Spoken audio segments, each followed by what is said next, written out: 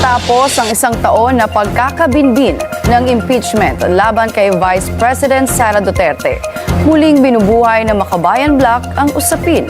Pinaghahandaan na nila ang muling pag-iendorso ng panibagong reklamo kapag lumagpas na ang one-year bar rule sa Pebrero.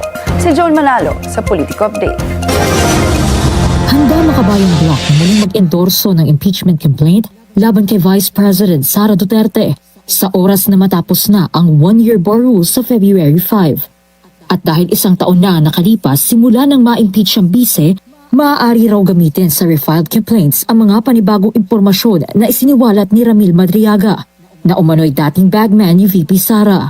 Handa tayong mag-endorse at maaaring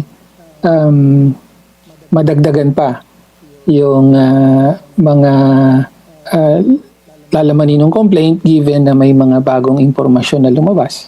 O kasama doon yung yung affidavit ni Madriaga, lalo pa at binabanggit ni Madriaga yung mga susing taot sa ano nangyari sa confidential fund, no? Yung mga susing personalities na allegedly illegally pinagkatiwalaan ng confidential fund. Pero bago ito, titignan daw muna nila kung paano magdedesisyon ng Korte Suprema sa Motion for Reconsideration o MR ng Kamara. Kung kinakailangan ay handa tayong mag-endorsong muli, no? Pero hindi natin dapat pangunahan ang Supreme Court. As you know, hindi natin dapat pangunahan ang Supreme Court dahil meron kang pending motion for reconsideration doon, no?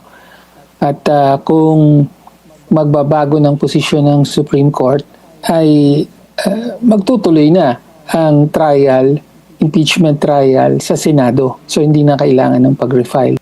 Matatanda ang nagsumite ng MR ang Kamara para i-reverse ang desisyon ng SC na ideklarang unconstitutional ang Articles of Impeachment laban sa VP. Kaya umaasa raw ang Makabayan Bloc na maresolba ito bago pa mag-February 5. Darating tayo ron. No? Wait and see muna tayo kung ano mangyayari dito sa Supreme Court case. Pero kung sakali man daw na hindi ito magawa ng SC, handa pa rin silang mag-endorso ng panibagong reklamo laban kay VP Sara.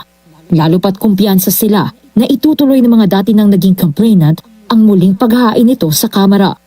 Joan Manalo, Billionaire News Channel.